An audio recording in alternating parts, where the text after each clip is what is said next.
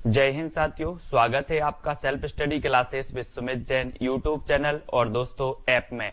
दोस्तों बहुत सारे स्टूडेंट को ऐप डाउनलोड नहीं करते बन रहा है या फिर कर भी लिया है तो कोर्स भी नहीं देख पा रहे हैं। तो मैं आज उनको बता दूं कि ये जो सेल्फ स्टडी क्लासेस इस प्रकार से जब आप प्ले स्टोर से करते हैं तो ये आपका वेल जो है आइकन उसमें लगा हुआ है ना। तो इस प्रकार से सेल्फ स्टडी क्लासेस आपको सर्च करना है और ऐसे आइकन में आपको ऐप मिलने वाला है। ठीक है, तो दोस्तों हम देखें कि प्ले स्टोर में आपको इस प्रकार से दिखेगा ये सेल्फ स्टडी क्लासेस। ठीक है, ये प्ले स्टोर में आपको सेल्फ स्टडी क्लासेस का ऐप दिखने वाला है। ठीक है, ये इमेज उसमें डली है, ये आइकन, ये लोगो उसमें डला है। ठीक है, अब दोस्तों इसको इंस्टॉल करना है, यहां से आप इंस्टॉल करेंगे। ठीक है, अब इंस्टॉल करेंगे तो वहां पर आपको नंबर मांगेगा, जीमेल नंबर मांगेगा, तो आपको ओटीपी आएगा, तो आप रजिस्टर करके आगे बढ़ेंगे। तो साथियों आज का सेशन स्टार्ट करते हैं। अगर अभी तक आपने self study classes app download नहीं किया है तो प्ले स्टोर में सर्च करें सेल्फ स्टडी क्लासेस और ऐप जरूर डाउनलोड कर लें। ठीक है, जय हिंद साथियों, स्वागत है आपका self study classes Vishwamit Jain YouTube channel में। तो साथियों आज हम पढ़ने वाले हैं वर्णमाला। ठीक है, इसके पहले दोस्तों हमने पढ़ा क्या, हिंदी भाषा को पढ़ा, हिंदी की विभिन्न बोलियों को पढ़ा।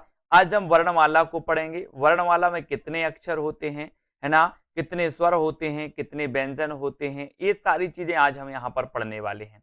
तो पूरा वीडियो आपको जरूर देखना है दोस्तों। आज हम देखें कि वर्णों के व्यवस्थित समूह को क्या कहते हैं, वर्णमाला कहते हैं। ठीक है, अब जैसे अपन अलग अलग लिख दें, आ यहाँ लिख दो, बा यहाँ लिख दो, है ना, दा लिख दो, फिर ये व्यवस्थित समूह नहीं होता, है ना। क्रमबद्ध व्यवस्थित समूह जो होता है दोस्तों वो क्या कहलाती है, वर्णमाला कहलाती है। तो अपन पढ़ते आ रहे हैं बचपन से। ठीक है, वर्ण उस मूल ध्वनि को कहते हैं जिसका खंड ना हो, खंड ना हो, जैसे पानी, है ना। तो पा धन आ धन ना और धन ई, इसके बाद इनके पा आ ना ई टुकड़े नहीं किए जा सकते, अतः इन ध्वनियों पा आ ना ई को क्या कहेंगे, हम वर्ण कहेंगे। यानी कि जो पानी है दोस्तों इसमें ये जो है वर्णों से मिलकर के ये शब्द बना हुआ है और ये जो वर्ण होते हैं इनके टुकड़े नहीं हो सकते, इनके टुकड़े नहीं हो सकते, है ना। तो ये क्या कहलाते हैं, ये ध्वनि कहलाती हैं। ठीक है, ध्वनि या फिर वर्ण कहलाते हैं, या अक्षर भी इन्हें कहा जाता है। ठीक है, तो हिंदी में 52 वर्ण हैं। कितनी हैं, 52 वर्ण हैं, जिसमें 11 क्या हैं, 11 स्वर हैं, और दोस्तों 33 क्या हैं, 33 व्यंजन हैं। सभी को पता है 4 क्या हैं, संयुक्त व्यंजन हैं। ठीक है, 4 ऊष्म व्यंजन भी हैं, और दोस्तों 2 उत्क्षिप्त व्यंजन हैं, और अम और आहा ये क्या होते हैं दोस्तों, ये अनुस्वर होता है और ये विसर्ग होते हैं। अतः इनका विवरण इस प्रकार है। तो यहाँ पर अपन ने देख लिया, छोटी सी नॉर्मल सी क्वेश्चन आते हैं यहाँ पर कि वर्णमाला में कितने अक्षर होते हैं, कितने वर्ण होते हैं, आप बताओगे 52। इसमें स्वर कितने होते हैं, 11। व्यंजन कितने होते हैं, 33। ठीक है, संयुक्त व्यंजन कितने होते हैं, इसको भी आपको पता होनी चाहिए। ऊष्म व्यंजन कितने होते हैं, उत्क्षिप्त व्यंजन कितने होते हैं, अनुस्वर कौन सा होता है और विसर्ग कौन सा होता है। ठीक है, तो यहाँ पर ये आपको समझ में आ गई। अब हम दोस्तों वर्णमाला को देखेंगे कि वर्णमाला को 2 भागों में बांटा गया। एक तो आपका हो गया स्वर, ठीक है, दूसरा हो जाएगा व्यंजन। ठीक है, तो इनको आपको याद रख लेना है। यहाँ पर हम स्वर को देखेंगे दोस्तों, तो स्वर को भी यहाँ देखो, ह्रस्व, दीर्घ और संयुक्त। ठीक है, ये क्या है, स्वर कहलाते हैं। और दोस्तों प्लुत स्वर भी आते हैं इसमें, प्लुत, जिसमें ज्यादा टाइम लगता है।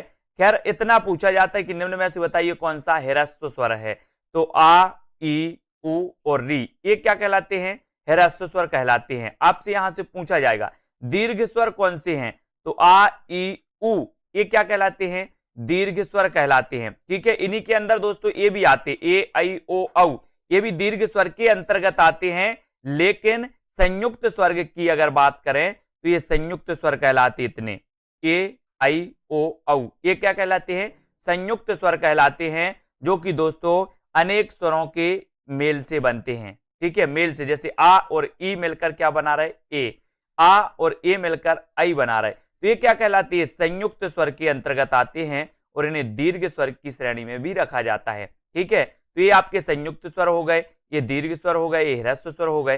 फिर बात करेंगे दोस्तों हम व्यंजन की, तो व्यंजन में देखें स्पर्श व्यंजन। स्पर्श व्यंजन ये वो अपने देखा होगा, वर्ण के जो 25 अक्षर होते, वर्ग के 25 अक्षर होते हैं, का से लेकर के मा तक, कचट तप, का चा टा ता, ये जो वर्ग होते हैं, का वर्ग, चा वर्ग, टा वर्ग, ता वर्ग, था वर्ग, पा वर्ग, है ना। तो ये जो पांच पांच जो वर्ण होते हैं और कुल मिला के कितने हो जाते हैं, 25 हो जाते हैं। तो ये क्या कहलाते हैं, स्पर्श व्यंजन कहलाते हैं। अंतस्थ व्यंजन की अगर बात करें तो या, रा, ला और वा, ये क्या कहलाते हैं, अंतस्थ व्यंजन। अब आपसे सीधा पूछा जाएगा निम्न में से बताइए कौन सा अंतस्थ व्यंजन है या फिर अंतस्थ व्यंजन नहीं है। तो या, रा, ला, वा ये अंतस्थ व्यंजन कहलाते हैं। ऊष्म व्यंजन की बात करें तो सा, सा और हा, ये क्या कहलाते हैं दोस्तों, ये ऊष्म व्यंजन कहलाते हैं। ठीक है, तो आपने देख लिया कि अंतस्थ व्यंजन, ऊष्म व्यंजन और ये स्पर्श व्यंजन कहलाते हैं। ठीक है, अब यहां पर हम देखेंगे दोस्तों अनुस्वर, तो ये अम, विसर्ग, ये आहा, ये क्या कहलाते हैं, अनुस्वर और विसर्ग, और इनको क्या कहा जाता है, अयोगवाह, ये अयोगवाह कहा जाता है। अनुस्वर और विसर्ग को अयोगवाह कहा जाता है। ठीक है, उत्क्षिप्त व्यंजन कौन से हैं, तो इड़ा और ढा, ये क्या कहलाते हैं, उत्क्षिप्त व्यंजन कहलाते हैं। आपसे पूछा जाएगा निम्न में से बताइए कौन से उत्क्षिप्त व्यंजन है, तो रा और ढा आपको पता होनी चाहिए। ठीक है, फिर बात करें संयुक्त व्यंजन की तो छा, त्रा, ज्ञाश्रय, छत्रज्ञ श्रय, छत्रज्ञ श्रय, ये क्या कहलाते हैं, संयुक्त व्यंजन कहलाते हैं। संयुक्त व्यंजन यानी कि दोस्तों ये अन्य वर्णों की सहायता से मिलकर के या फिर योग करके ये बनाए जाते हैं। जैसे यहाँ पर देखें आधा का और सा मिलकर के बना रहा, छा बन गया, है ना, ता और रा बन के तेरा बन गया, ये जा और या बन के ज्ञा बन गया, आधा सा और रा बन के स्रा बन गया। यहां से क्वेश्चन बनता है निम्न में से बताइए कौन सा संयुक्त व्यंजन है या फिर नहीं है। ठीक है, और ये आपसे पूछा जाएगा कि छा किन वर्णों के योग से बनता है, तो आपको ऐसा पता होनी चाहिए। ये जो संयुक्त होते हैं, पहला जो वर्ण होता है ये, इसमें हलंत लगा रहता है, मतलब ये आधा रहता है। ठीक है, तो ये भी आपको ध्यान रखने दो। छत्रज्ञ श्रय ये क्या है, संयुक्त वर्ण है। आगत ध्वनियां कौन कौन सी हैं, आगत ध्वनियां का, खा, गा, जा, फा, ये यहाँ पर नुक्ता लगा रहता है एक, है ना, ये क्या कहलाती है, आगत ध्वनियां कहलाती हैं। आगत ध्वनियां आपको पता होनी चाहिए। ठीक है, अब देखें हिंदी के स्वर उन्हें कहते हैं जिनका उच्चारण किसी अवरोध के या बिना बाधा के होता है, इनके उच्चारण में किसी दूसरे वर्ण की सहायता नहीं ली जाती। यानी कि स्वर उसे कहते हैं जो दोस्तों स्वतंत्र रूप से उच्चरित होते हैं, वो क्या कहलाते हैं, स्वर कहलाते हैं, और दूसरे वर्णों की इनमें सहायता नहीं ली जाती है। हिंदी में स्वरों की संख्या कितनी है, 11 होती है स्वरों की संख्या। ठीक है, ह्रस्व स्वर की आ, ई, उ और री, ये ह्रस्व स्वर कहलाते हैं। आपसे पूछा जाएगा निम्न में से बताइए कौन सा ह्रस्व स्वर है, तो आपको पता होनी चाहिए कि ये ह्रस्व स्वर कहलाते। ठीक है, तो इतनी चीजें आपको पता होनी चाहिए, यहीं से क्वेश्चन बनता है, बन जाते आराम से। एक दो बार वीडियो को देखिए, दीर्घ स्वर में आ, ई, उ और ए भी रखे जाते हैं, इनको भी दीर्घ स्वर में रख दिया जाता है। ठीक है, और ये संयुक्त स्वर ए, है ना, आ और ई मिलकर ए बना रहा है, आ और ए मिलकर के दोस्तों आई बना रहा है, तो ये क्या कहलाती है, संयुक्त स्वर कहलाती है। अपन ने संयुक्त व्यंजन भी पढ़े हैं और संयुक्त स्वर भी अपन ने यहाँ पर पढ़ लिए। ठीक है, हिंदी के व्यंजन प्लुत प्लुत स्वर भी होते हैं, है ना, प्लुत स्वर ऐसे होते हैं, ऐसे करके वो लगा तो ओम, जिनमें ज्यादा, है ना, सभी से दीर्घ स्वर से भी ज्यादा समय लगता है उच्चरित होने, तो वो प्लुत स्वर कहलाते। ठीक है, तो हिंदी के व्यंजन देखो, व्यंजन उन वर्णों को कहते हैं जिनका उच्चारण स्वरों की सहायता से होता है। तो सबसे पहले हमने देखा था कि वर्णमाला को दो भागों में बांटा गया, एक तो स्वर, दूसरा व्यंजन। स्वर का देखा कि स्वर स्वतंत्र रूप से उच्चरित होते हैं, जबकि जो व्यंजन है वो स्वरों की सहायता से दोस्तों इनका उच्चारण किया जाता है। तो देखें यहाँ पर स्वर कौन कौन से होते हैं दोस्तों, है ना, जैसे अपन देखें कि जो का है, एक आधा का और ये आ मिलकर के बनता है का, है ना, तो ये का क्या बन गया, इसमें आधा का है और आ है, तो ये आ क्या है, स्वर है ना, मतलब ये जो व्यंजन है, ये जो का व्यंजन है, ये आ स्वर की सहायता से दोस्तों इसमें बना है, यानी कि का में आधा का और आ इसमें छुपा हुआ है। ठीक है, ये आप खा देखें तो आधा खा और आ मिलकर के बना खा, जब हम पूरा नाम लेते हैं खा। ठीक है, तो इनमें क्या होता है, आ छुपा रहता है इसमें आ, तो स्वरों की सहायता से ये व्यंजन बोले जाते हैं, उच्चरित होते हैं। ठीक है, अतः हिंदी में कितने हैं, 33 व्यंजन हैं जो इस प्रकार से। स्पर्श व्यंजन की बात करें तो ये का वर्ग, चा वर्ग, टा वर्ग, ता वर्ग और पा वर्ग, ये क्या कहलाते हैं, स्पर्श व्यंजन कहलाते। कचट तप, ऐसे कर लो, कचट तप, तो का खा गा घा या, है ना, और इंगिया, चा छा जा झा इया, टा ठा डा ढाड़ा, ता था दा धाना, है ना, पाफा बाभा मा, ये स्पर्श व्यंजन कहलाते हैं। ठीक है, अंतस्थ व्यंजन या, रा, ला व अंतस्थ कहलाते हैं। आपसे पूछा जाएगा निम्न में से बताइए कौन सा अंतस्थ व्यंजन नहीं है।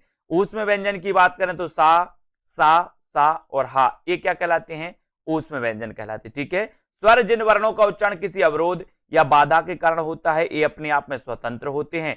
इनका वर्गीकरण इस प्रकार है। देखें यहाँ पर ह्रस्व स्वर आ ई उ और री, ये क्या कहलाते हैं? ह्रस्व स्वर, है ना, ये एक मात्रक होते हैं। ठीक है, दीर्घ स्वर ये द्विमात्रक होते हैं, जैसे आ ई उ, है ना, ये क्या कहलाते हैं? द्विमात्रक कहलाते हैं। संयुक्त स्वर ये भी द्विमात्रक होते हैं। तो इन्हें दोस्तों ये जो होते हैं इन्हें भी काय में दीर्घ स्वर में भी रखा जाता है। और ये संयुक्त स्वर ए आई आई, है ना, ओ और औ, ये काय में आते हैं, संयुक्त स्वर भी कहलाते हैं। प्लुत स्वर की बात करें तो इसे त्रिमात्रक कहा जाता है दोस्तों, क्योंकि इसके उच्चारण में तिगुना समय लगता है। इसके 3 का अंक लगाया जाता है, जैसे ए, जैसे ओम, ए, इस प्रकार से। तो ये क्या होते हैं? त्रिमात्रक होते हैं। कौन से? प्लुत स्वर। तो ये स्वरों के बारे में अपन ने देखा। अनुनासिक में आपने देखा है इसका उच्चारण नाक एवं मुंह से होता है। ऐसा पूछा जाता है, जैसे चांद, गांव और दांत, इसका कैसे होता है? उच्चारण नाक और मुंह दोनों से होता है। ठीक है, अनुस्वर देखो, ये अनुस्वर, ये क्या कहलाता है? अनुनासिक। अनुस्वर ए स्वर के बाद आने वाला व्यंजन है, इसकी ध्वनि नाक से निकलती है, जैसे अंगद, कंगन, है ना, तो ये अनुस्वर कहलाते हैं, अनुस्वर और अनुनासिक। ठीक है, यहाँ निर्नानुनासिक देखो, इसके उच्चारण में ना तो बिंदी और ना तो चांद बिंदी का प्रयोग किया जाता है, वो निर्नानुनासिक कहलाते हैं, जैसे इलाहाबाद, बनारस, इधर उधर, ये क्या कहलाती है? निर्नानुनासिक कहलाते हैं। ठीक है, तो यहाँ पर अनुनासिक जिनका उच्चारण नाक और मुंह दोनों से होता है, अनुस्वर जिनका उच्चारण दोस्तों नाक से होता है ना, और निर्नानुनासिक इसके उच्चारण में ना तो बिंदी और ना तो चंद्र बिंदी का प्रयोग किया जाता है। ऐसे शब्द हैं इलाहाबाद, बनारस, इधर उधर, ये क्या कहलाती है? निर्नानुनासिक के अंतर्गत आते हैं। ठीक है, विसर्ग देखो, यह भी अनुस्वर की तरह स्वर के बाद आता है, जैसे प्रातः, काल, मनः, कामना, तो ये क्या होता है? विसर्ग होता है। तो ये अपन ने दोस्तों वर्णमाला के बारे में पढ़ लिया। वर्णमाला के दोस्तों यहाँ पर अपन ने देखा कि किस प्रकार से हैं। यहाँ पर देखें परीक्षा उपयोगी महत्वपूर्ण स्वर देखो, ह्रस्व स्वर देख लिया आ ई उ री, दीर्घ स्वर में आ ई उ, संयुक्त स्वर में ए आई ओ औ। ठीक है, आगत, आगत ध्वनि आ, ए वाली आगत ध्वनि कहलाती है, अपन डॉक्टर लिखते ना ऐसे, है ना, तो ये आगत ध्वनि है। अग्र स्वर कौन कौन से हैं? ई ए आई, ये अग्र स्वर कहलाते हैं। मध्य स्वर आ है। ठीक है, पश्च स्वर आ उ ओ, ये क्या कहलाते हैं? पश्च स्वर कहलाते हैं। ठीक है, विव्रत आ ए औ, ये विव्रत हैं। अर्ध विव्रत ई उ ओ, अर्ध विव्रत कहलाती है। संव्रत ई उ, है ना, अर्ध संव्रत ई और उ, ये अर्ध संव्रत के अंतर्गत आते हैं। तो इतनी चीजें आपको याद रखनी है। ह्रस्व स्वर कौन से हैं, दीर्घ कौन से, संयुक्त, यहीं से क्वेश्चन पूछ लिया जाएगा आपसे। अयोग बाह्य अम और ये विसर्ग, ये क्या कहलाते हैं? अयोग बाह्य कहलाते हैं। तो यहां से क्वेश्चन पूछे जाते हैं दोस्तों। ठीक है, इनको याद रख लेना। हिंदी व्यंजन देखो एक नजर में, व्यंजन जिनका उच्चारण स्वरों की सहायता से होता है। स्पर्श व्यंजन कौन से हैं? तो का से मा तक इनकी संख्या कितनी होती है? 25 होती है। ठीक है, अंतस्थ व्यंजन कौन से हैं? तो या, रा, ला, वा, इनकी संख्या कितनी होती है? 4 होती है अंतस्थ व्यंजन की। ऊष्म व्यंजन की कौन, इनकी संख्या 4 होती है, सा और हा, ये ऊष्म व्यंजन कहलाती है, इनकी संख्या कितनी? 4 होती है। उत्क्षिप्त या जिन्हें द्विगुणी व्यंजन भी कहा जाता है, इड़ा और ढा, इनकी संख्या 2 होती है। आपसे पूछा जाएगा निम्न में से बताइए कौन सा द्विगुणी व्यंजन है, कौन सा उत्क्षिप्त व्यंजन है। ठीक है, तो ये आपको पता होनी चाहिए। संयुक्त व्यंजन देखो, तो छा, त्रा, ज्ञा, स्रा, जो अन्य स्वरों के योग से, अन्य व्यंजनों के योग से बनाए जाते हैं, है ना, ये क्या कहलाते हैं? संयुक्त व्यंजन कहलाते हैं। आगत ध्वनिया में हमने देखा ये नुक्ता लगा है, का, खा, गा, जा, ये नुक्ता वाले जो होती है आगत ध्वनिया कहलाती हैं। ठीक है, प्रकंपित या लुंठित जो हो जाते हैं, रा आ जाता है, रा, ये प्रकंपित या फिर लुंठित व्यंजन कहलाता है। ठीक है, पार्श्विक व्यंजन कौन सा है? तो ला है। नासिक के व्यंजन कौन सा है? तो यमगण नम, जो वर्ग के पंचम अक्षर होते हैं वो नासिक व्यंजन कहलाते हैं, यमगण नम। ठीक है, अर्धस्वर देखो, या और वा, ये अर्धस्वर होते हैं। ठीक है, कंठ, का, खा, गा, घा, डा, ये कंठ से इनका उच्चारण होता है, कंठ से। ठीक है, तालु से होता है चा वर्ग का, चा, छा, जा, झा, इया। मूर्धा से होता है टा वर्ग का, टा, ठा, डा, ढा, डा, है ना। दंत से होता है ता, था, दा, धा, ना। और ओष्ठ से होता है पा, फा, बा, भा, मा। ये अपन ने देख लिया ना, का, चा, ट, तप, है ना। और यहाँ देखो कंठ, फिर तालु, चा वर्ग, टा वर्ग मूर्धा से, ता वर्ग दंत से, और अंत में पा वर्ग जो होता है वो ओष्ठ से होता है। ठीक है, तो इनको अपन को याद रख लेना। अगला देखें दोस्तों, इंगिया, ये इंगिया वाला जो होता है इसका उच्चारण स्थान क्या है? एक कंठ से उच्चरित होता है। है ना, इया ये तालु से प्लस नासिका से, है ना, तो कंठ और नासिका से, नासिका तो आई गई इसमें, है ना, मूर्धा और नासिका से होता है ड़ा का, दंत और नासिका से होता है ना का, ओष्ठ और नासिका से होता है मां का। तो ये क्या है, यम गण नम यानी कि वर्ग का पंचम अक्षर है, और ये दोस्तों ये क्रमबद्ध इनका उच्चार होता है। ठीक है, इनको अपन को याद रख लेना। अब यहां पर आते हैं, आगे देखते हैं, और भी बहुत ही महत्वपूर्ण है यहां पर, ए और आई का उच्चारण स्थान क्या है, कंठ प्लस तालु, यानी कि कंठ तालव्य से कहा जाता है। ए आई कंठ तालु, है ना, ए आई कंठ तालु, ओ औ कंठ ओष्ठ, ओ औ कंठोष्ठ। ठीक है, ओ औ कंठोष्ठ, ए आई कंठ तालु, ए आई कंठ तालु इनका उच्चारण स्थान है, और ओ औ जो है एक कंठोष्ठ इनका उच्चारण स्थान होता है। ठीक है, व्यंजनों का वर्गीकरण देखें, प्राण वायु के आधार पर, घोषत्व के आधार पर, उच्चारण स्थान के आधार पर, और मुख भाग के आधार पर ये व्यंजनों का वर्गीकरण किया गया। तो सबसे पहले हम देखेंगे दोस्तों प्राण वायु के आधार पर, प्राणत्व के आधार पर व्यंजनों का वर्गीकरण दो प्रकार से किया गया। कौन कौन से, एक तो होते अल्प प्राण और दूसरे होते हैं महाप्राण। ये प्राणत्व के आधार पर है। ठीक है, प्राण वायु के आधार पर। ठीक है, तो यहां पर देखो प्रत्येक वर्ग जैसे का, खा, गा, घा, इंग्या का पहला, तीसरा और पांचवा वर्ण अल्प प्राण होता है, जैसे का, गा और इंग्या, है ना। तो ये आपको याद रख लेना, प्रत्येक वर्ग का पहला, तीसरा और पांचवा, हमने वर्ग देखा ना, का, चा, टका वर्ग, चा वर्ग, टा वर्ग, है ना, ये वर्ग के पहले, तीसरे और पांचवें वर्ण को क्या कहा जाता है, अल्प प्राण, वो अल्प प्राण के अंतर्गत आते हैं। महाप्राण देखो तो प्रत्येक वर्ग का दूसरा और चौथा जो वर्ण होता है वो क्या कहलाता है, महाप्राण। जैसे यहां पर का वर्ग में देखें तो ये दूसरा वर्ण है, और ये क्या है, चौथा वर्ण है, तो ये काय के अंतर्गत आएगा, महाप्राण के अंतर्गत आएगा। बाकी 1, 3 और 5 ये अल्प प्राण आएंगे, है ना। तो महाप्राण और अल्प प्राण आपको समझना है कि अल्प प्राण 1, 3, 5 वर्ग के प्रथम, द्वितीय, तृतीय अक्षर अल्प प्राण, और द्वितीय और चतुर्थ महाप्राण कहलाती है, इसको समझना। ठीक है ना। और दोस्तों यहां पर देखें अघोष, प्रत्येक वर्ग का, खा, गा, इया का पहला और दूसरा वर्ण अघोष कहलाता है, पहला और दूसरा अघोष। ठीक है, जैसे यहां पर देखें तो का और खा ये क्या कहलाएंगे, ये कहलाएंगे आपके अघोष कहलाएंगे। तो आप समझ गए, वर्ग के 25 अक्षर में जो का, चा, टा, का वर्ग, चा वर्ग होते हैं, इन्हीं वर्ग के प्रथम और द्वितीय अक्षर जो कहलाते हैं वो क्या कहलाते हैं दोस्तों, अघोष कहलाते हैं। ठीक है, सघोष की बात करें तो सघोष में प्रत्येक वर्ग का तीसरा, चौथा और पांचवा ये सघोष या फिर घोष के अंतर्गत आते हैं। तो 1, 2 अघोष, 3, 4, 5 सघोष या फिर घोष कहा जाता है। ठीक है, तो ये घोषत्व के आधार पर भी आपको पता चल गया। तो यहां पर अपन ने अल्प प्राण, महाप्राण, अल्प प्राण मतलब 1, 3, 5, महाप्राण मतलब 2, 4, ठीक है, अघोष मतलब 1, 2 और सघोष मतलब 3, 4, 5। ठीक है, अल्प प्राण तथा महाप्राण में आने वाले व्यंजन देखो प्राणत्व के आधार पर। अल्प प्राण दोस्तों इसको आपको याद रख लेना है, सूत्र है 135 और इसका है 24, ऐसे याद कर लेना 135, है ना, और प्लस अंतस्थ भी इसमें आते हैं। तो 135 मतलब क्या है, वर्ग का प्रथम, तृतीय और पंचम। तो ये क्या हो जाएगा, का, गा और ये इया, चा, जा, इया।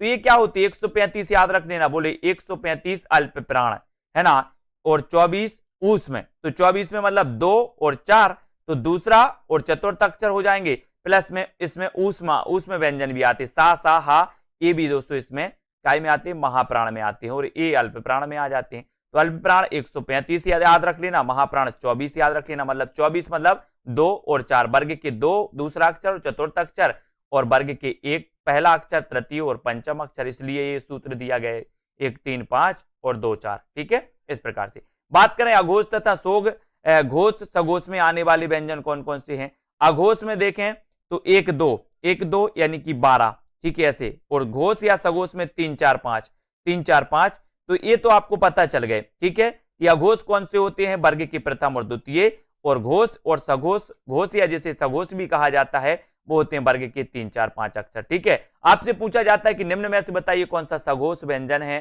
कौन सा अघोष व्यंजन है ना। तो अघोष आपको पता चल गया कि वर्ग के प्रथम और द्वितीय अघोष, और वर्ग के 3, 4, 5 जो होते हैं वो क्या कहलाते हैं, सघोष कहलाते हैं। ठीक है, तो दोस्तों आज का अपना पहला प्रश्न, इसके पहले हमने वर्णमाला को बहुत अच्छे से पढ़ा था। अब आपसे पूछा जाता है यहाँ पर कि कौन सा संयुक्त व्यंजन है। तो संयुक्त व्यंजन में 4 विकल्प आपके पास हैं, छा, है ना, चा, टा और औ। तो संयुक्त व्यंजन पूछा गया। तो संयुक्त व्यंजन हम पढ़ते हैं दोस्तों कौन कौन से, छा, त्रा, ज्ञा और स्रा, है ना। ये क्या पढ़ते हैं अपन, संयुक्त व्यंजन पढ़ते हैं, ठीक है। तो यहां पर आपका बिल्कुल सही आंसर क्या है, छा। ये क्या है, संयुक्त व्यंजन माना जाता है, ठीक है। अब अगला क्वेश्चन आपको बताना है दोस्तों, छा ध्वनि का उच्चारण स्थान क्या है। चार विकल्प हैं आपके पास, दंत है, तालव्य है, ओष्ठ है या फिर वर्ष्य है। तो आप लगाइए, मैंने आपको बताए थे कि जब हम पांच वर्ग पढ़ते हैं और 5 वर्ग के का, चा, टा, ता, पा, तो का वर्ग कंठ से बोला जाता है, उसके बाद चा वर्ग तालु से बोला जाता है, का, चा, टा वर्ग जो मूर्धा होता है टा, है ना, ता वर्ग जो होता है दोस्तों वो दंत से, और पा वर्ग होता है ओष्ठ से, ठीक है। तो यहां पर आपसे छा पूछा गया, तो ये छा किस वर्ग में आता है, ये आता है चा वर्ग में, ठीक है। तो चा वर्ग के जितने भी अक्षर होते हैं, वर्ण होते हैं, वो काय से बोले जाते हैं दोस्तों, वो बोले जाते हैं तालु से, है ना, तालु से बोले जाते हैं। तो आपका उत्तर भी क्या हो जाएगा यहाँ पर, सी नंबर। छा क्या है, तालव्य है, ठीक है। अगला क्वेश्चन देखो, कौन तालव्य ध्वनि है, तालव्य ध्वनि बताना है। अब आपसे बनेगा क्वेश्चन तो फटाक से बताइए कमेंट में, 4 विकल्प आपके सामने और तालव्य ध्वनि आपसे पूछा गया है। तो 2 सेकंड आपको दिए जाते हैं और आपने बिल्कुल सही आंसर का चयन किया है कि सर जो तालव्य ध्वनि है वो है चा, है ना। चा वर्ग जो है, चा वर्ग, चा, छा, जा, ये तालु से उच्चारित होते हैं। तो आपका उत्तर कहां चला जाता है, एक की तरफ, ठीक है। ए नंबर आपका बिल्कुल सही होगा।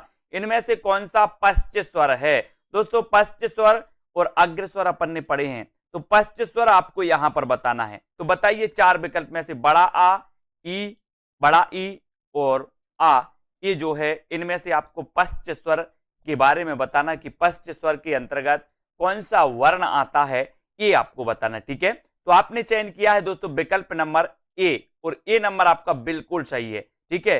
पश्च स्वर के अंतर्गत आता है आ, ठीक है। तो ए आपका राइट आंसर हो जाएगा। अगला क्वेश्चन है, इनमें से कौन सा युग्म अघोष ध्वनि है। अघोष और सघोष आपने पढ़े हैं, है ना। तो अघोष और सघोष कौन से होते हैं, ये आपको बताना है दोस्तों। तो कौन से होते हैं, अपन ने पढ़ा था कि दोस्तों वर्ग के प्रथम और द्वितीय अक्षर होते हैं अघोष, और बाकी 3, 4, 5 जो वर्ण होते हैं वो क्या कहलाते हैं, सघोष या फिर घोष, है ना। तो यहां पर आपसे अघोष पूछा गया, तो वर्ग का प्रथम और दोस्तों द्वितीय, यानी कि प्रथम और द्वितीय जो वर्ण होते हैं वो क्या कहलाते हैं, अघोष कहलाते हैं। तो यहां पर पा और फा, ये क्या है, प्रथम वर्ण और द्वितीय वर्ण, है ना। पा वर्ग के प्रथम और द्वितीय, तो ये क्या कहलाएंगे दोस्तों, अघोष कहलाएंगे, अघोष, ठीक है, इसको याद रखेंगे। अब आपसे अगला क्वेश्चन पूछा जाता है दोस्तों, का व्यंजन के विषय में निम्न में से कौन सा सही है।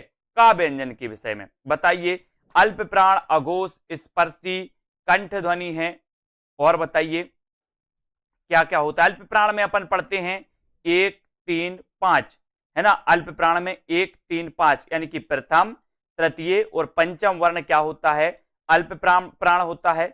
महाप्राण द्वितीय और चतुर्थ होते हैं। तो देखो का तो अल्प प्राण है ना। का अघोष भी है, क्योंकि अघोष में तो प्रथम और द्वितीय होते हैं, तो ये भी हो गया। का स्पर्शी व्यंजन भी है, और का उच्चारण स्थान कंठ से भी होता है। तो का क्या हो जाएगा, अल्प प्राण भी है, अघोष भी है, स्पर्शी व्यंजन भी है, और इसका उच्चारण स्थान कंठ है। तो आपका उत्तर क्या हो जाता है, ए नंबर सही हो जाता है। का के बारे में पूछा गया था, तो ये आपका बिल्कुल सही है। अब दोस्तों इसके बारे में और भी प्रश्नों को देखते हैं, यहां पर आ जाओ। अगला क्वेश्चन आपसे पूछा जाता है कि हिंदी में अनुस्वर किस ध्वनि का सूचक है। किस ध्वनि का सूचक है, ये रहे आपके 4 विकल्प। अनुस्वर किस ध्वनि का सूचक है, बताइए। नहीं है, सॉरी नहीं है बताना है। तो किस ध्वनि का सूचक नहीं है, इंग्या, इया, रा या फिर या। तो अनुस्वर किस ध्वनि का सूचक नहीं है, ये आपसे बताया। दोस्तों आपने पढ़े होंगे कि वर्ग के पंचम जो अक्षर होते हैं, है ना, यम गणनम जो अपन पढ़ते हैं दोस्तों, ये पंचम अक्षर के बारे में अपन देखते हैं कि अनुस्वर से संबंधित होते हैं, और यहां पर नहीं है पूछा गया। तो ये जो या है, या ये नहीं है अनुस्वर, है ना, अनुस्वर का सूचक नहीं है या। तो उत्तर क्या हो जाता है आपका, डी नंबर, ठीक है। फिर अगला क्वेश्चन आपको यहां पर बताना है दोस्तों, उच्चारण स्थान के आधार पर इया व्यंजन है तो ये क्या है बताइए। उच्चारण स्थान के आधार पर आपको बताना है। तो ये किस वर्ग के अंतर्गत आता है? आपने पढ़ा होगा चा, छा, जा, झा, इया, है ना, पढ़ा है। तो चा वर्ग के अंतर्गत आता है इया। तो चा वर्ग आपने देखा कि चा वर्ग का जो उच्चारण स्थान है वो क्या है? चा वर्ग का वर्ग का तो अपन ने देखा था कि का वर्ग तो कंठ से उच्चारित होता है, फिर का के बाद आता है चा वर्ग, तो चा वर्ग काय से होता है? तालु से। तो इया भी क्या हो जाएगा? इया भी बोले सर तालब होगा, इसका उच्चारण स्थान तालु होगा। तो आपका उत्तर कहां चला जाता है? ए की तरफ चला जाता है। ठीक है, ए नंबर आपका बिल्कुल सही होगा। अब अगला क्वेश्चन आपको बताना है कि जिन ध्वनियों के संयोग से शब्दों का निर्माण होता है उन्हें क्या कहते हैं? बताइए। जिन ध्वनियों के संयोग से शब्दों का निर्माण होता है उन ध्वनियों को क्या कहते हैं? बताइए। ध्वनि, प्रतिध्वनि, वाणी या फिर स्वनेम, क्या कहा जाता है? और आपने बिल्कुल सही आंसर चयन किया है कि सर उन्हें कहा जाता है स्वनेम। क्या कहा जाता है? स्वनेम। और आंसर आपका डी नंबर बिल्कुल सही हो जाता है। डी नंबर सभी लोग कमेंट में जरूर बताएं, वीडियो को शेयर जरूर करें और सेल्फ स्टडी क्लासेस का ऐप जरूर डाउनलोड करें। ठीक है, जहां पर दोस्तों आपके लिए कोर्स लॉन्च किया गया हिंदी साहित्य का, पंजाब मास्टर कैडर के लिए, टीजीटी, पीजीटी आदि सभी जिसमें हिंदी साहित्य पूछा जाता है, हिंदी व्याकरण पूछा जाता है। अब यहां पर आपको बताना है दोस्तों, ड़ा और ढा ये ध्वनियों के विषय में कौन सा कथन शुद्ध है? शुद्ध कथन बताना है। ये तालब्य ध्वनियां हैं, ये मूर्धन्य उत्क्षिप्त ध्वनियां हैं, इनका प्रयोग शब्द के आरंभ, मध्य तथा अंत में सर्वत्र किया जाता है, या फिर दोनों महाप्राण हैं। अभी चार विकल्प में से आपको चयन करने के लिए बोला गया कि ये जो ध्वनियां हैं इनके विषय में शुद्ध कथन कौन सा है? तो आपने बिल्कुल सही आंसर लगाया है कि सर ये मूर्धन्य उत्क्षिप्त ध्वनियां कहलाती हैं, है ना, उत्क्षिप्त ध्वनियां कहलाती हैं, अर्थात इन्हें द्विगुणी व्यंजन भी कहा जाता है ना। तो उत्तर क्या हो जाएगा आपका? B number. ठीक है, बी की तरफ आपका राइट आंसर। फिर अगला क्वेश्चन है दोस्तों कि उच्चारण की दृष्टि से सा व्यंजन किस प्रकार के माने जाते हैं? ये जो सा हैं ये व्यंजन किस प्रकार के हैं दोस्तों? अंतस्थ हैं, वर्त से हैं, तालब्य हैं, या फिर ऊष्म व्यंजन के अंतर्गत आते हैं? उच्चारण की दृष्टि से आपको बताना है। ये क्वेश्चन कई बार पूछे गए और यहां पर आपका बिल्कुल सही आंसर हो जाता है दोस्तों। ये कहलाते हैं क्या? ऊष्म। ऊष्म कहलाते, ऊष्म व्यंजन कहलाते हैं। तो उत्तर चला जाता है कहां पर? सी की तरफ चला जाता है, जो बिल्कुल सही आंसर है। ठीक है, अगला क्वेश्चन, निम्न में से कौन वर्ण अंतस्थ नहीं है? अंतस्थ कौन सा नहीं है बताइए। या, रा, हा या फिर वा, अंतस्थ कौन सा नहीं है? अंतस्थ नहीं बताना। अंतस्थ अपन ने पढ़े थे, कौन कौन से पढ़े थे? या, रा, ला और वा, ये अंतस्थ व्यंजन के अंतर्गत आते हैं। ठीक है, तो अपन ने यहां पर देखा कि सर या तो है, रा भी है, ला नहीं है, लेकिन वा है। तो यहां पर जो हा दिया है ये अंतस्थ के अंतर्गत नहीं आता और चला जाता है उत्तर किस तरफ? बी तक, बी की तरफ। ठीक है, वेरी गुड। अगला क्वेश्चन है दोस्तों, या, रा, ला, वा व्यंजनों को क्या कहते हैं? ये भी क्वेश्चन आपसे पूछ लिया गया और ऐसा पूछा भी जाता है कई बार। तो बताइए क्या कहते हैं इन्हें? या, रा, ला और वा व्यंजनों को क्या कहते हैं? आसान क्वेश्चन सबसे बनना चाहिए, ये क्वेश्चन हमेशा पूछे जाते हैं दोस्तों, है ना। तो यहां पर आपका बिल्कुल सही है आंसर, क्या है? अंतस्थ व्यंजन इन्हें कहते हैं। या, रा, ला, वा इन व्यंजनों को अंतस्थ व्यंजन कहते हैं और ये कई बार पूछे गए हैं। फिर अगला क्वेश्चन आपसे पूछा जाता है दोस्तों कि निम्न में से वह कौन सा शब्द जिसका अर्थ अनुरूप, उपयुक्त तथा उचित तीनों ही है? पूर्ण, है ना, पर्याप्त, पर्याप्त, या फिर अपन यहां पर देखते हैं, यहां पर आपका दो विकल्प और दिए हैं, दो विकल्प आपको यहां पर दिए हैं दोस्तों, ये है बेतुका और समुचित, है ना। तो यहां पर तो आपका ये समुचित सही हो जाएगा। समुचित मतलब उचित भी होता है, पूर्ण भी होता है, इस प्रकार से। ठीक है, तो ये डी नंबर तो आपका बिल्कुल सही हो जाएगा। फिर अगले क्वेश्चन को अपन देखेंगे कि हिंदी वर्णमाला में ऊष्म व्यंजन कौन से हैं? ऊष्म व्यंजन बताना है। ये चार विकल्प हैं। ऊष्म व्यंजन हम पहले भी पढ़ चुके हैं और यहां भी आपको बताना है कि ऊष्म व्यंजन कौन से हैं। तो आपने बिल्कुल सही आंसर चयन किया है कि सर ऊष्म व्यंजन की अगर बात करते हो तो ये जो सा और हा दिया है ये कहलाते हैं क्या? ऊष्म व्यंजन। और ए नंबर आपका बिल्कुल सही हो जाता है, ए नंबर। ठीक है, वेरी गुड। हिंदी के जिन वर्णों का उच्चारण करते समय केवल श्वास का प्रयोग किया जाए उन वर्णों को क्या कहते हैं, बताइए। उन वर्णों को क्या कहा जाता है? अघोष कहा जाता है, सघोष कहा जाता है, अल्प प्राण कहा जाता है, या फिर महाप्राण कहा जाता है? तो आपका राइट आंसर बिल्कुल सही हो जाएगा दोस्तों। यहां पर उन्हें कहा जाता है अघोष। क्या कहा जाता है? अघोष कहा जाता है। और अघोष जो होते हैं, आपने देखा होगा, वर्ग के प्रथम और द्वितीय, वर्ग के प्रथम और द्वितीय वर्ण क्या होते हैं? अघोष होते हैं। और 3, 4 और 5 ये क्या होते हैं दोस्तों? ये सघोष होते हैं, वर्ग के 3, 4, 5। ठीक है, इनको अपन को याद रख लेना है। और सघोष और अघोष हो गए। अल्प प्राण कौन होते हैं? 1, 3 और 5 अल्प प्राण। और महाप्राण कौन से होते हैं? 2 और 4, वर्ग के द्वितीय और चतुर्थ अक्षर। ठीक है, इनको याद रखेंगे। हिंदी में मूलतः वर्णों की संख्या कितनी होती है? वर्णों की संख्या मूलतः बतानी है, तो ये तो सभी को पता है, कई बार पूछा भी जाता है। तो उत्तर आपका यहां पर चला जाता है 52। हिंदी में मूलतः वर्णों की संख्या होती है 52, जो कि सी नंबर आपका बिल्कुल सही है। ठीक है, अगला क्वेश्चन है, हिंदी वर्णमाला में स्वरों की संख्या कितनी है? स्वर पूछ लिए गए आपसे, तो ये भी पूछा जाता है कई बार। 8 हैं, 9 हैं, 11 हैं, या फिर 14 हैं? तो हिंदी वर्णमाला में स्वरों की संख्या कितनी मानी जाती है, ये उत्तर आपको बताना है। और स्वरों की संख्या आपसे पूछा गया तो उत्तर चला जाता है 11 की तरफ। ठीक है, 11। और ए नंबर आपका बिल्कुल सही है। और दोस्तों 2 होते हैं, कौन से? अम और आहा, अयोगवाह कहलाते। ठीक है, अयोगवाह। तो यहां पर सी आपका सही है।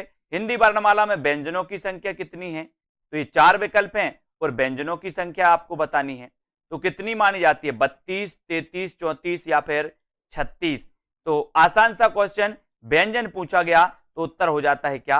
33। 33 यानी सी आपका बिल्कुल सही है, बिल्कुल राइट आंसर। जिन शब्दों के अंत में आ आता है उन्हें क्या कहते हैं? यह क्वेश्चन कई बार पूछा गया।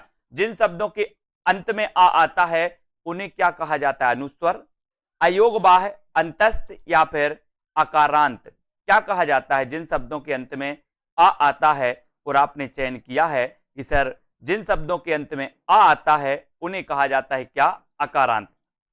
ठीक है, और डी नंबर आपका अकारांत बिल्कुल सही है, डी नंबर। ठीक है, ये सरल क्वेश्चन है लेकिन पूछे भी जाते हैं दोस्तों। इनको आपको बताना है अयोगवाह हैं। अयोगवाह निम्न में से बताना अयोगवाह है। विसर्ग, महाप्राण, संयुक्त व्यंजन, या फिर अल्प प्राण? तो अपन ने पढ़े थे, क्या पढ़ा था कि जो अम होता है और जो आहा होता है, ये क्या कहलाते हैं? ये अयोगवाह कहलाते हैं। तो इसको क्या बोलते हैं? इसको विसर्ग बोलते हैं, विसर्ग। तो ये विसर्ग यहां पर दिया है, तो ये क्या है? अयोगवाह है। अयोगवाह यानी कि ये नंबर आपका बिल्कुल सही है। फिर अगला क्वेश्चन है, कौन सा पश्च स्वर है? पश्च स्वर बताना है। अग्र स्वर और पश्च स्वर अपन ने पढ़े थे, तो पश्च स्वर यहां पर आपसे पूछा गया।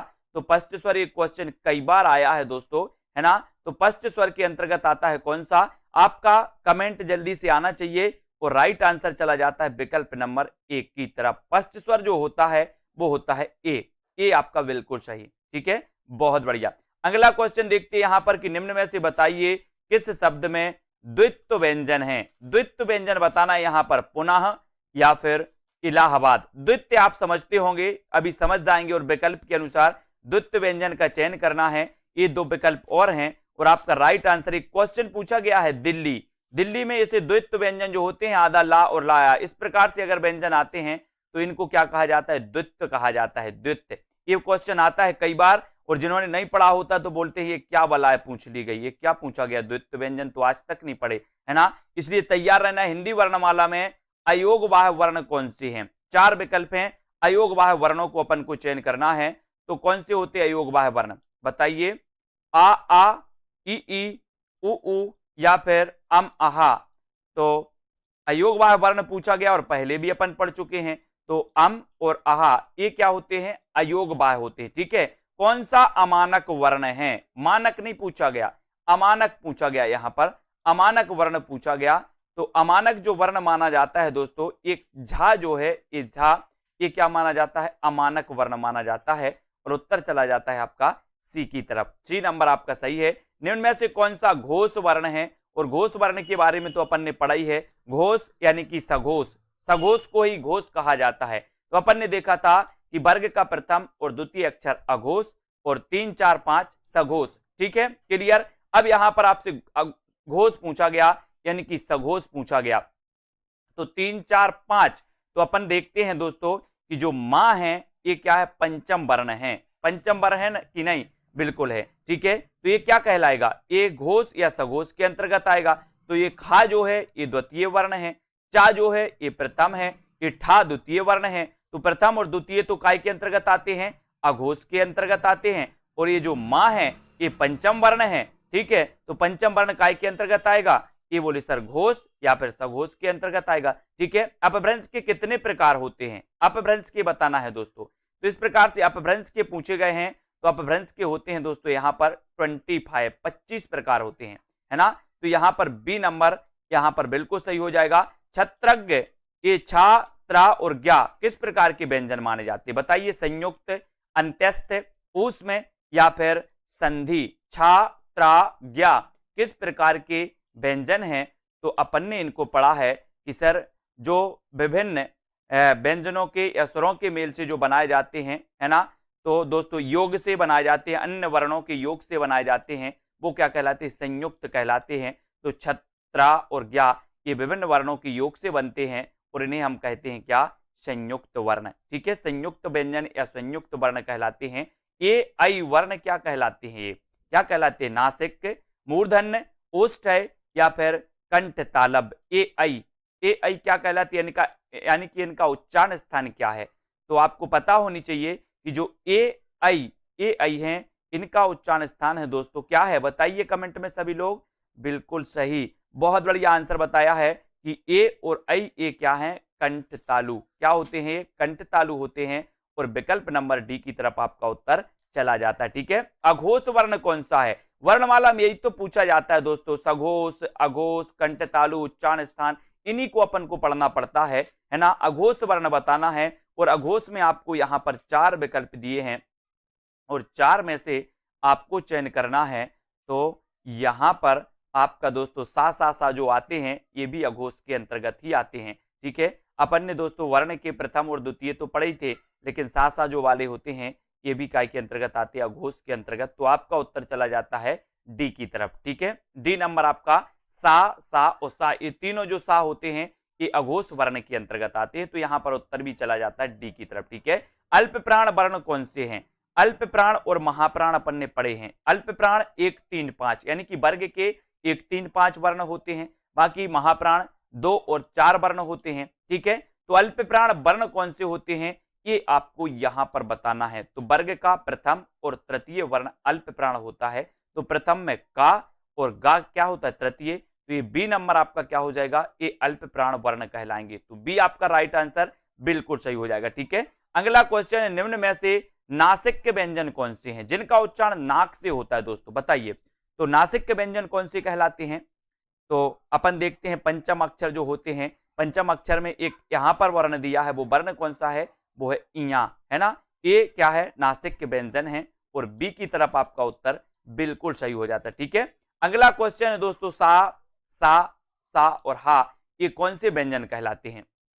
ये क्वेश्चन कई बार पूछे जाते हैं, है ना, और कई बार आपको याद भी रख लेना है। ठीक है, तो इन्हें दोस्तों कभी उसमें रख दिया जाता है, उसमें पूछ दिया जाता है, विकल्प में अकेला उसमें दिया जाता है, कभी संघर्षी भी पूछा जाता है, तो इन्हें हम उसमें संघर्षी कहते हैं। ठीक है, तो ये क्या कहलाते, उसमें संघर्षी कहलाते। कौन से, ये जे सा हा जो वर्ण होते हैं ये उसमें संघर्षी व्यंजन कहलाते हैं, इनको याद रखेंगे। कंठ ध्वनियां आपको बताना है, 4 विकल्प हमें दी गई हैं कि कंठ ध्वनियां कौन सी हैं।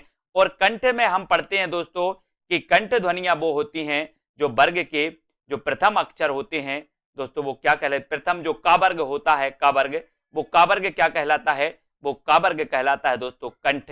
यानी कि इनका जो उच्चारण होता है वो कंठ से होता है।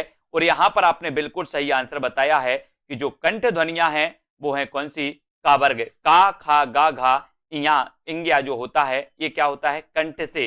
ठीक है, अब ज्ञा वर्ण किन वर्णों के संयोग से बना है, ज्ञा ज्ञानी का बताना है ये किन वर्णों के संयोग से। कई बार क्वेश्चन में पूछा गया कि ये किन वर्णों के संयोग से बना होता है, तो बताइए। 4 विकल्प हैं, सभी लोग कमेंट में लिखते जाएं, वीडियो को लाइक जरूर कर दें, है ना। और ये रोज क्लास 8 बजे होती है दोस्तों, एक नई क्लास आपको प्रेषित की जाती है। ज्ञा वर्ण किन वर्णों के संयोग से बना है? ये उत्तर अगर एक कंटिन्यू आप देखते हैं दोस्तों तो व्याकरण में इससे हटके कोई क्वेश्चन नहीं आ सकते, है ना। तो आपको कंटिन्यू देखना है। और 35 का उत्तर आपका हो जाएगा दोस्तों कि आधा जा, हलंत वाला जो जा है और इया बनकर के क्या बनाते हैं? ज्ञा। कई बार क्वेश्चन आ गया है, इसलिए आपको तैयार रहना है। अगला क्वेश्चन है, अनुनासिक का संबंध होता है तो किससे होता है? केवल नाक से, केवल मुंह से, नाक और मुंह दोनों से, या फिर इनमें से कोई नहीं? बताइए, अनुनासिक का संबंध जो होता है वो किससे होता है? हमारे पास 4 विकल्प हैं, 4 में से अनुनासिक का आपको बताना है। और यहां पर सही आंसर क्या हो जाएगा? आपने चयन किया है दोस्तों कि अनुनासिक का जो संबंध होता है केवल नाक से नहीं होता, नाक और मुंह दोनों से होता है। तो उत्तर चला जाता है आपका सी की तरफ। सी नंबर आपका बिल्कुल सही हो जाता है। अगला क्वेश्चन है दोस्तों, छा वर्ण। छा वर्ण किसके योग से बना है? छा छत्री यानी कि छत्रज्ञ श्रेय जो होते हैं ये क्या होते हैं? संयुक्त वर्ण कहलाते हैं। यानी कि दोस्तों ये अन्य वर्णों की सहायता से बनते हैं, तो योग से बनते हैं। ऐसे ही छा वर्ण आपको बताना है। कई बार पूछा गया और कई बार उत्तर भी गलत करके आते हैं कुछ लोग, है ना। कभी कभी यहां तो नहीं दिया, कभी कभी क्या दिया जाता है? का प्लस सा दिया जाता है ना। और यहां पर आधा का और सा दिया जाता है, हलंत वाला का। तो आपका उत्तर ए वाला होता है, आधा का और सा होता है, मिलकर के क्या बनते हैं? छा बनते हैं, है ना। तो याद रख लेना, अगर हलंत ना लगा हो तो ये गलत हो जाएगा। उत्तर सही क्या होगा? ये हलंत वाला का होगा और सा होगा। ठीक है, इसको याद रखेंगे। अगला क्वेश्चन है, कौन सा टा वर्ग नहीं है? टा वर्ग नहीं है बताना है। ठा, ढा, घा या फिर ड़ा। तो कौन सा टा वर्ग नहीं है? अपन वर्ग के दोस्तों 25 अक्षर पढ़ते हैं, है ना। तो का वर्ग, खा वर्ग, कचट तब पढ़ते ना अपन, कचट तब, का वर्ग, चा वर्ग, टा वर्ग, इनको पढ़ते ना। तो यहां पर टा वर्ग के अंतर्गत कौन नहीं आता? तो बताइए, नहीं पूछा है तो आपका उत्तर हो जाएगा कि जो डी नंबर है ये का वर्ग के अंतर्गत नहीं आता, ये तो का वर्ग के अंतर्गत आता है। तो का, खा, गा अपन पढ़ते हैं। उत्तर चला जाता है आपका डी की तरफ। डी नंबर आपका बिल्कुल सही हो जाता है। अगला क्वेश्चन है, कौन सा वर्ण उच्चारण की दृष्टि से दंत नहीं है? दंत नहीं है पूछा है दोस्तों। तो बताइए किसका उच्चारण दंत से नहीं होता? तो मैंने आपको बताया था का वर्ग कंठ से, है ना। चा वर्ग दोस्तों काय से? तालु से। और चा के बाद आता है टा वर्ग, तो टा वर्ग होता है मूर्धा से, है ना। और ता वर्ग जो होता है वो दंत से होता है, और पा वर्ग होता है ओष्ठ से। तो यहां पर आपसे दंत नहीं पूछा, तो ता, था, दा, धा, ना ये तो दोस्तों ता वर्ग के अंतर्गत आते हैं। लेकिन जो टा वर्ग है ये टा वर्ग तो तालु से उच्चरित होता है। तो आपका उत्तर डी नंबर बिल्कुल सही हो जाएगा। तालव्य व्यंजन है तो कौन सा है? बताइए, तालव्य व्यंजन कौन सा है? 4 विकल्प हमारे सामने हैं। तालव्य व्यंजन यानी कि तालु से जिनका उच्चारण होता है वो कौन से हैं? तालु से बताना दोस्तों। तो बताइए, अपन ने पढ़ा था कि सर का वर्ग कंठ से, चा वर्ग तालु से, है ना। फिर चा के बाद होता है कचट, टा वर्ग का, चा, टा और टा। तो जो टा वर्ग होता है वो मूर्धा से, और ता वर्ग जो होता है वो दंत से, और दोस्तों पा वर्ग ओष्ठ से। तो तालु पूछा है तो आपने उत्तर लगा दिया है चा वर्ग। चा वर्ग कैसे? ये चा वर्ग होता है दोस्तों तालु से। अगला क्वेश्चन आपसे पूछा जाएगा, अनुनासिक व्यंजन कौन से होते हैं? बताइए, वर्ग के प्रथमाक्षर, वर्ग के तृतीय अक्षर, वर्ग के चतुर्थाक्षर या फिर वर्ग के पंचम अक्षर। 4 विकल्प हैं। अनुनासिक व्यंजन के बारे में हमें चयन करना है, और आपने बिल्कुल सही उत्तर का चयन किया है कि सर अनुनासिक व्यंजन की अगर बात करोगे तो उत्तर चला जाता है वर्ग के पंचम अक्षर। वर्ग के पंचम अक्षर जो होते हैं ये अनुनासिक व्यंजन कहलाते हैं, और आपने बिल्कुल सही चयन किया है। वीडियो को सभी लोग लाइक जरूर करते जाइएगा, और रोज रात्रि 8 बजे इसी प्रकार से अपन पढ़ते हैं, प्रैक्टिस करते हैं। स्थान के आधार पर बताइए कि मूर्धन्य व्यंजन कौन से हैं? मूर्धन्य व्यंजन आपको चयन करना है, सभी लोगों को चयन करना है। और जिन भी साथियों ने अभी self study classes app download नहीं किया है वो सेल्फ स्टडी क्लासेस ऐप जरूर डाउनलोड करना है। स्थान के आधार पर बताइए कि मूर्धन्य व्यंजन कौन सा है? तो उत्तर चला जाता है आपका डा और ढा। डा और ढा ये मूर्धन्य व्यंजन के अंतर्गत आते हैं, और सी आपका बिल्कुल सही हो जाता है। सी नंबर, वेरी गुड, सभी ने सही बताया। अब आंसर आपको बताना है कि ये जो का, गा, जा और फा ये ध्वनियां किसकी हैं? ये जो नुक्ता वाली ध्वनियां होती हैं दोस्तों, ये नुक्ता लगाना नीचे, ये जो नुक्ता वाली ध्वनियां होती हैं ये ध्वनियां किसकी होती हैं? संस्कृत की होती हैं, अरबी फारसी की होती हैं, या फिर यहां पर आ जाते हैं अगले जो अपने विकल्प हैं उन विकल्प को अपन यहां पर देख लेते हैं। अंग्रेजी की हैं या फिर दक्षिणी भाषाओं की हैं, तो आप पहले ही समझ गए हैं कि जो नुक्ता वाली ध्वनियां होती हैं ये वाली है ना, ये मानी जाती हैं दोस्तों अरबी फारसी की मानी जाती हैं। इनको याद रखेंगे। अगला क्वेश्चन है यहां पर आपको बताना है कि बताइए कि नवीन विकसित ध्वनियां कौन सी हैं? नवीन विकसित ध्वनियों के बारे में बताना है। नवीन विकसित ध्वनियां कौन सी कहलाती हैं? ये 4 विकल्प में से आपको चयन करना है, फटाक से उत्तर बताना है दोस्तों। इसके पहले हमने हिंदी भाषा को पढ़ा, विस्तृत पढ़ा, फिर उसके प्रश्न पढ़े, फिर दोस्तों अब हम यहां पर क्या पढ़ रहे हैं? नवीन विकसित ध्वनियां पढ़ रहे हैं, यहां पर वर्णमाला को पढ़ रहे हैं। तो वर्णमाला में आपका जो खा और गा जो है ये दोस्तों नवीन विकसित ध्वनियों के अंतर्गत आता है और उत्तर चला जाता है विकल्प नंबर 1 की तरफ। ये नंबर आपका बिल्कुल सही है। अगला क्वेश्चन है हिंदी भाषा में वे ध्वनियां कौन सी हैं जो दूसरी ध्वनियों की सहायता से बोली या लिखी जाती हैं? बताइए, जो दूसरी ध्वनियों की सहायता से बोली या लिखी जाती हैं वो ध्वनियां क्या कहलाती हैं? यहां पर 4 विकल्प हैं, स्वर, व्यंजन, वर्ण या फिर अक्षर, क्या कहलाती हैं? हिंदी भाषा में वे ध्वनियां कौन सी हैं जो दूसरी ध्वनियों की सहायता से बोली जाती हैं? तो बोले सर वे कहलाती हैं व्यंजन कहलाती हैं, और बी नंबर आपका बिल्कुल सही है। अगला क्वेश्चन यहां पर आपको बताना है दोस्तों, का, खा, गा, फा कौन सा उर्दू से लिया गया है? उर्दू से बताना है कौन सा उर्दू से लिया गया। का, खा, गा, फा में से उर्दू से लिया गया जो वर्ण है उस वर्ण को आपको चयन करना। तो आपने बिल्कुल सही चयन किया है। बोले सर जो गा है, खा वर्ण जो है, खा वर्ण ये उर्दू से लिया गया, यानी कि आपका उत्तर जो हो जाता है वो डी नंबर बिल्कुल सही हो जाता है। ठीक है, नेक्स्ट है कौन सा वर्ण घोष है? घोष वर्ण बताइए कौन सा घोष वर्ण है? ये 4 विकल्प हैं, घोष वर्ण का आपको चयन करना है।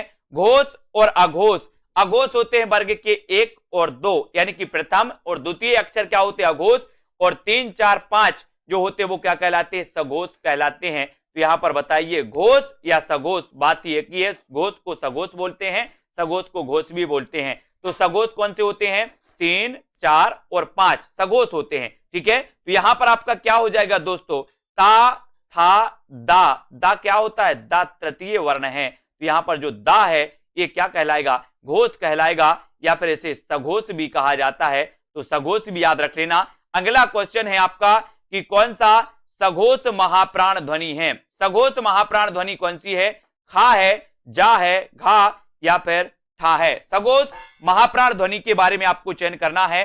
प्रश्न क्रमांक 48 और 48 में सघोष की बात आई है, सघोष भी है और महाप्राण भी है। तो सघोष में अपन ने देखा था कि 3, 4, 5 और महाप्राण में अपन ने देखा था 2 और 4। तो यहां पर 4 यानी कि चौथा जो वर्ण है, चतुर्थ जो वर्ण है, वर्ग का चतुर्थ जो वर्ण है, देखो कौन सा है ना?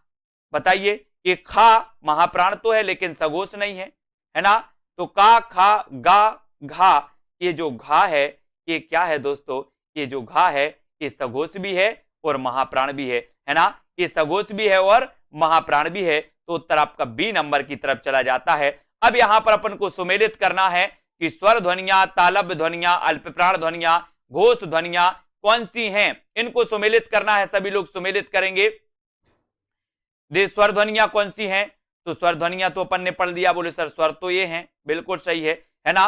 तो तालब्य ध्वनियां कौन सी हैं? तालु से कौन सी उच्चरित होती हैं? बताइए। तो बोले सर तालु से होती हैं कौन कौन सी? चा, छा, चा वर्ग तालु से उच्चरित होता है।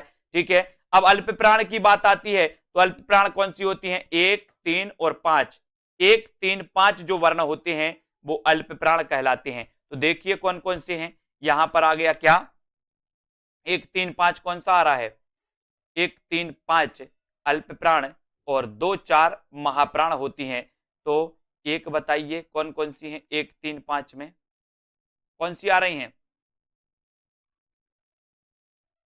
1, 3, 5 में बताना है। और यहां पर घोष ध्वनियां पूछी गई। घोष ध्वनियों में क्या आता है दोस्तों? घोष मतलब होता है सघोष, और सघोष में आती हैं कौन सी, 3 4 5। ठीक है, तो इसको भी अपन को याद रख लेना है। और यहां पर जो आपका उत्तर दिया है वो डी नंबर दिया है, और डी नंबर में दोस्तों आपका क्या हो जाएगा, तीसरे का तीसरा, यानी कि दोस्तों यहां पर एक का,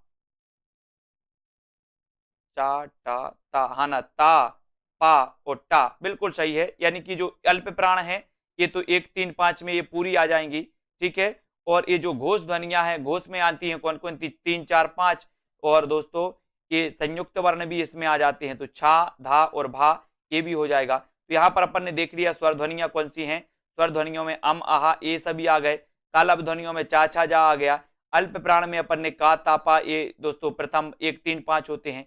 घोष ध्वनियों में देखा अपन ने तो ये घा, छा, धा ये भा आ गया। ठीक है, तो इनको अपन को याद रखेंगे। ठीक है, अगला क्वेश्चन है, चक्र का चक्का हो जाना किस ध्वनि प्रवृत्ति का उदाहरण है।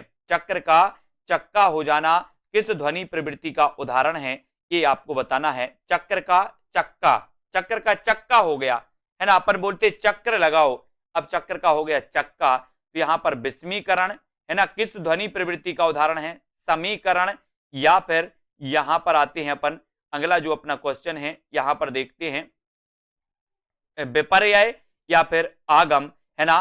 तो यहां पर आपका बिल्कुल सही जो आंसर हो जाएगा दोस्तों वो क्या हो जाएगा, यहां पर देख लो एक बार, यहां पर अपना जो उत्तर है वो उत्तर है दोस्तों समीकरण। ठीक है, ये चक्का हो जाना ये समीकरण ध्वनि प्रवृत्ति का उदाहरण माना जाता है, इसको अपन को याद रख लेना है। ये बी नंबर आपका बिल्कुल सही हो जाएगा। और अगला क्वेश्चन आपको बताना यहां पर अगला है, पा ध्वनि का उच्चारण स्थान क्या है। पा ध्वनि का उच्चारण स्थान आपको बताना है, दंत है, ओष्ठ है, मूर्धन्य है या फिर कंठ है, बताइए। पा ध्वनि अपन पढ़ते हैं ना, का चा टा ता पा, पा पा जो होता है पा ओष्ठ से, तो ये क्या कहलाएंगे, पा ध्वनि क्या कहलाएंगी, पा वर्ग जो है ओष्ठ से उच्चरित होता है। तो आपका राइट आंसर चला जाता है बी की तरफ, और ओष्ठ आपका बिल्कुल सही हो जाता है, बी नंबर आपका सही हो जाता है। अर्ध स्वर बताना है दोस्तों, अर्ध स्वर कौन से हैं, अर्ध स्वर कई बार पूछा गया है ये क्वेश्चन, तो अर्ध स्वर कौन से कहलाते हैं, ये कमेंट में आपको जल्दी से कमेंट लिखना है। अर्ध स्वर की पूछा गया है, तो आपने बिल्कुल सही उत्तर बताया है कि सर जो या और वा होते हैं ये अर्ध स्वर कहलाते हैं। क्या कहलाते हैं, अर्ध स्वर कहलाते हैं। और विकल्प नंबर 1 जो है उसकी तरफ आंसर आपका चला जाता है। स्वर ध्वनि के प्रकार बताना है आपको, स्वर ध्वनि के प्रकार कौन कौन से होते हैं, दीर्घ होते हैं, ह्रस्व, प्लुत या उपर्युक्त तीनों। स्वर ध्वनि के प्रकार कौन कौन से हैं, तो दीर्घ स्वर भी होते हैं, प्लुत स्वर भी होते हैं, ह्रस्व स्वर भी होते हैं। मतलब उत्तर क्या हो जाएगा, स्वर ध्वनि के प्रकार पूछे गए तो उत्तर हो जाएगा उपर्युक्त तीनों, उपर्युक्त तीनों, डी नंबर बिल्कुल सही हो जाएगा। तो साथियों सेल्फ स्टडी क्लासेस ऐप जरूर डाउनलोड कर लें, जिन्होंने अभी तक नहीं किया है प्ले स्टोर में सर्च करें सेल्फ स्टडी क्लासेस। ठीक है, हिंदी के स्पर्श व्यंजन के पांचों वर्गों के दूसरे और चौथे वर्ण होते हैं, क्या होते हैं, अल्प प्राण, महाप्राण। पांचों वर्गों के द्वितीय और चतुर्थ वर्ण क्या होते हैं, ये सरल क्वेश्चन आपसे पूछ लिया गया, क्या होते हैं। आपने बिल्कुल सही आंसर बताया कि पांचों वर्गों के दूसरे और चतुर्थ जो वर्ण होते हैं वो कहलाते हैं महाप्राण। महाप्राण यानी बी नंबर आपका बिल्कुल सही हो जाएगा। विसर्ग का प्रयोग किन शब्दों में नहीं होता, बताइए किन शब्दों में नहीं होता, तद्भव शब्दों में, तत्सम शब्दों में, संकर शब्दों में या फिर उपर्युक्त शब्दों में। तो किन शब्दों में विसर्ग का प्रयोग नहीं होता ये आपको बताना है। और दोस्तों हमने पढ़ा है कि तत्सम, तद्भव और संकर, संकर मतलब होते हैं दो भाषाओं के मेलजोल से जो शब्द बनते हैं उनमें विसर्ग का प्रयोग नहीं होता, और उत्तर चला जाता है आपका सी नंबर। सी नंबर रेलगाड़ी, है ना, ऐसे कुछ शब्द संकर शब्द होते हैं। हिंदी की सा ध्वनि, कई बार एक क्वेश्चन पूछा गया, इसको तो याद रख लेना, शक्कर वाला सा। बोले सर शक्कर तो हम तालू से खाएंगे, तालू से, शक्कर काय से खाना है, तालू से खाना है। तो ये सा शक्कर का और शक्कर खाना तालू से, तो ये सा जो ध्वनि का उच्चारण स्थान होगा वो क्या होगा, तालब्य होगा। तालब्य यानी कि आपका जो सी नंबर है वो बिल्कुल सही है। अगला क्वेश्चन है आपके सामने, अघोष, अघोष के बारे में बताइए। अघोष अल्प प्राण ध्वनि कौन सी है, अघोष अल्प प्राण ध्वनि कौन सी है, तो झा, ठा, जा या फिर का और ता। अघोष अल्प प्राण ध्वनि कौन सी है, प्रश्न क्रमांक 57। और अघोष भी है और अल्प प्राण भी है। अघोष कौन होते, वर्ग के प्रथम और द्वितीय अक्षर। अल्प प्राण कौन होते, 1 3 5, है ना। तो वर्ग का प्रथम अक्षर का है, वर्ग का दोस्तों ता वर्ग जो था उसका प्रथम अक्षर ये है, तो ये क्या कहलाएंगे, अघोष भी है और अल्प प्राण भी है। ठीक है, तो ये आपका डी नंबर बिल्कुल सही हो जाएगा। अघोष वर्ण कौन सा है, अघोष बताना है। और अघोष मैंने आपको कई बार बताया है कि अघोष वर्ण वे होते हैं जो वर्ग का प्रथम और द्वितीय अक्षर अघोष कहलाते हैं। ठीक है, तो अघोष और दोस्तों अघोष के अंतर्गत सा सा सा भी आते हैं, तो इनको याद रख लेना, अघोष वर्ण के अंतर्गत सा सा सा भी आते हैं। तो डी नंबर आपका बिल्कुल सही हो जाएगा, ये अघोष वर्ण के अंतर्गत। ठीक है, तो डी आपका सही है। इनमें से कौन सा वर्ण स्वर है, स्वर बताइए कौन सा है, स्वर वर्ण कौन सा है। तो यहां पर स्वर पूछा है तो आपको उत्तर बताना है। बोले अम और आहा, इनका दोस्तों अयोग बाह्य के अंतर्गत आता है, लेकिन अगर ऐसा स्वर क्वेश्चन आ जाए तो आपका उत्तर आई सही होगा। आई यानी कि ए नंबर आपका बिल्कुल सही है। ठीक है, ये जिन्होंने लगाया उनका आंसर राइट है। और दोस्तों आज हमने यहां तक दोस्तों स्वर वर्णमाला के बारे में पढ़ा। इसी प्रकार से आप लोग पढ़ते रहें, वीडियो को लाइक करते रहें, शेयर करते रहें अपने मित्रों तक, और दोस्तों डटे रहें और सेल्फ स्टडी क्लासेस का ऐप डाउनलोड कर लें। जिन भी साथियों को जूनियर टेट एग्जाम की तैयारी करना है वो निश्चित ही दोस्तों ऐप में एडमिशन आज ले लें। आप आज एडमिशन आप ले सकते हैं रात्रि 12 बजे तक दोस्तों, और अपना जो है तैयारी उसको कर सकते हैं। ठीक है, तो सभी लोग वीडियो को लाइक और शेयर जरूर करें और दोस्तों लगे रहें तैयारी के लिए, हम भी आपके साथ हैं, आप भी पढ़ाई करें। आज के वीडियो के लिए बस इतना ही। जय हिंद। नहीं करते बन रहा है या फिर कर भी लिया है तो कोर्स भी नहीं देख पा रहे हैं, तो मैं आज उनको बता दूं कि ये जो सेल्फ स्टडी क्लासेस इस प्रकार से जब आप प्ले स्टोर से करते हैं तो ये आपका वेल जो है आइकन उसमें लगा हुआ है ना। तो इस प्रकार से सेल्फ स्टडी क्लासेस आपको सर्च करना है और ऐसे आइकन में आपको ऐप मिलने वाला है। ठीक है, तो दोस्तों हम देखें कि प्ले स्टोर में आपको इस प्रकार से दिखेगा ये सेल्फ स्टडी क्लासेस। ठीक है, ये प्ले स्टोर में आपको सेल्फ स्टडी क्लासेस का ऐप दिखने वाला है। ठीक है, ये इमेज उसमें डली है, ये आइकन, ये लोगो उसमें डला है। ठीक है, अब दोस्तों इसको इंस्टॉल करना है, यहां से आप इंस्टॉल करेंगे। ठीक है, अब इंस्टॉल करेंगे तो वहां पर आपको नंबर मांगेगा, जीमेल नंबर मांगेगा, तो आपको ओटीपी आएगा, तो आप रजिस्टर करके आगे बढ़ेंगे।